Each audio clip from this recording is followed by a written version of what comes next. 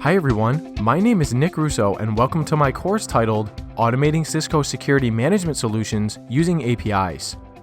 Even after you've secured your networks and endpoints, consider protecting business-critical applications like web and email, along with introducing anomaly detection. This course focuses on programmatically implementing these advanced security techniques.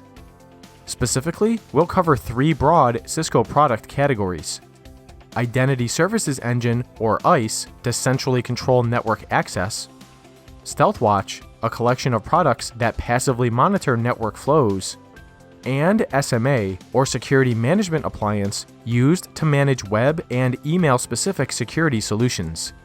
After completing this course, you'll know how to design, operate, and maintain various automation scripts to help you manage these solutions in production. Before beginning this course, I'd recommend the following prerequisite courses. These first three courses provide the foundation of software development and programmability skills that are extended in this course.